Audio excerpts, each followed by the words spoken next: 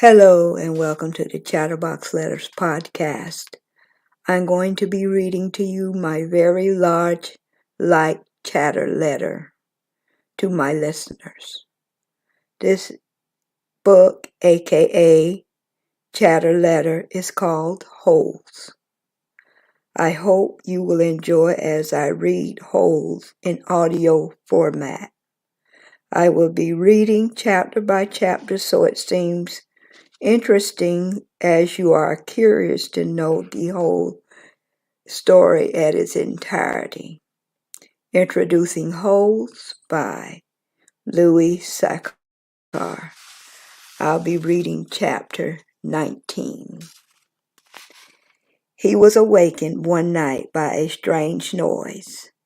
At first, he thought it might have been kind of like an animal and frightened of him.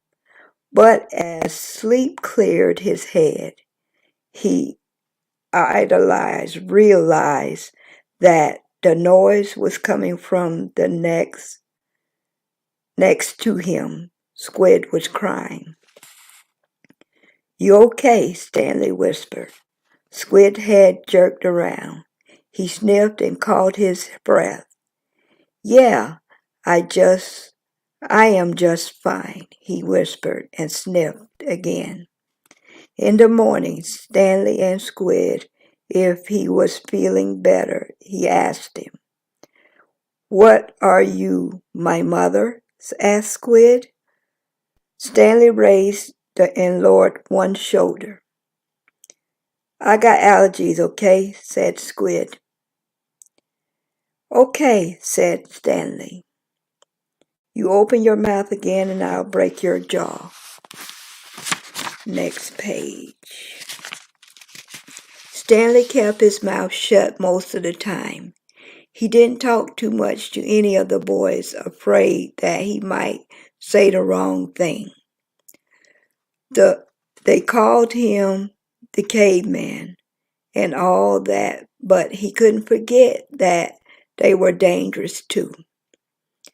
They were all here for a reason. As Mr. Sir would say, wasn't a Girl Scout camp. Stanley was thoughtful that there was no racial problems. X-ray, Armpit, and Zero were black. He, Squid, and Zigzag were white. Magnet was Hispanic. On the lake they were all the same reddish-brown color and the color of the dirt. He looked up from the hole to see the water truck and its trailing dust cloud. His canteen was still almost a quarter full. He quickly drank it down, then took his place in line behind Magnet and in front of Zero. The air was thick with heat, dust, and exhaust fumes. Mr. Sir filled their canteens. The truck pulled away. Stanley was back in his hole, shovel in hand, when he heard Magnet call out, "Anybody who wants sunflower seeds?" Magnet was standing at ground level, holding a sack of seeds. He popped a handful in his mouth, chewed and swallowed, shells and all. "Over here," called X-ray. The sack looked to be about half full. Magnet rolled up the top and then tossed it to X-ray.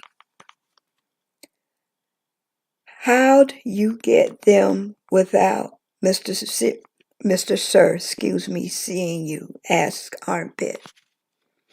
"I can't help it," Magnet said.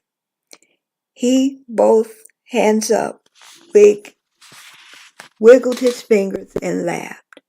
"My fingers are like little magnets." The sack went from X-ray to Armpit to Squid. "It's sure good to eat something that doesn't come from the can," said Armpit. Squid tossed the sack to Zigzag.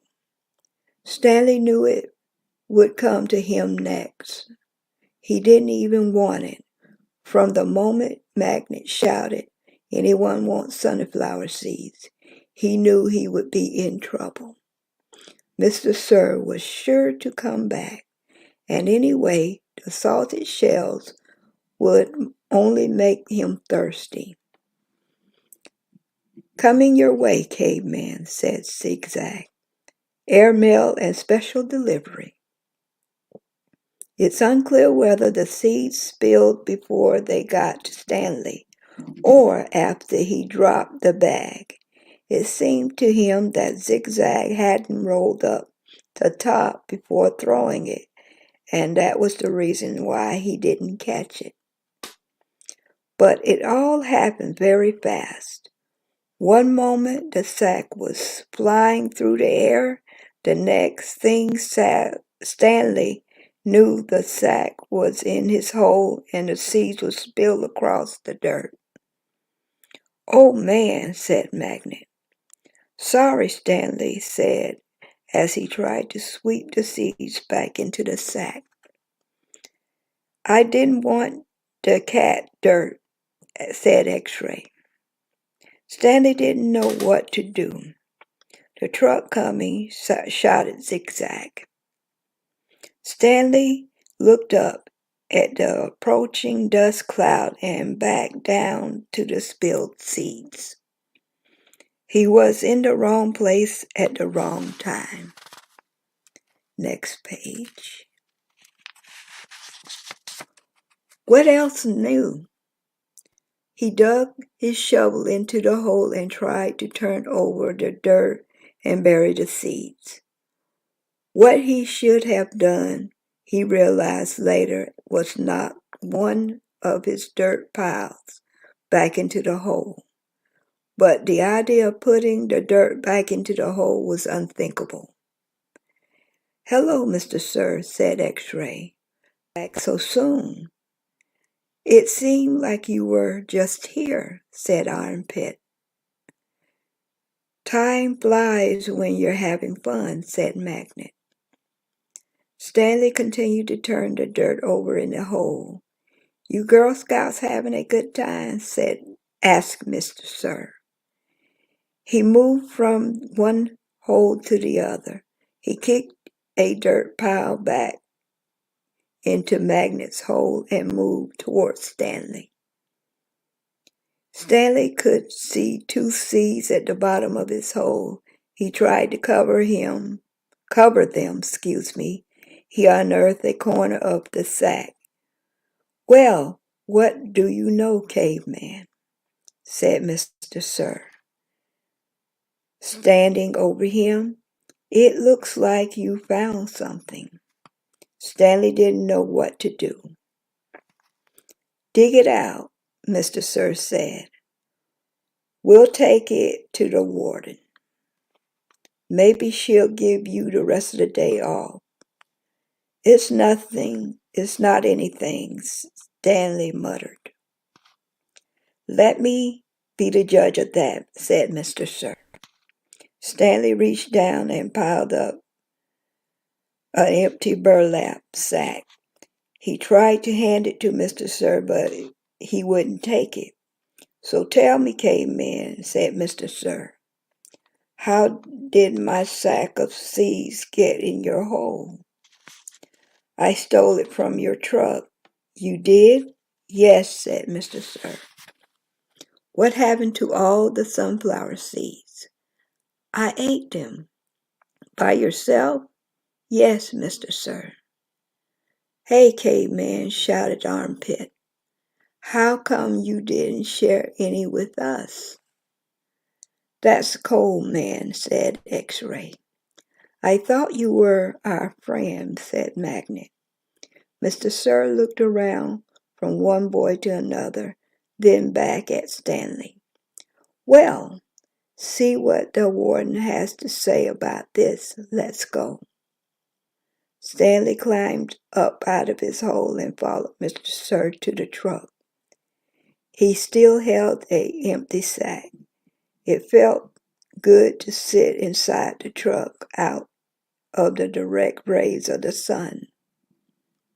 Stanley was surprised he could feel good about anything at that moment, but he did.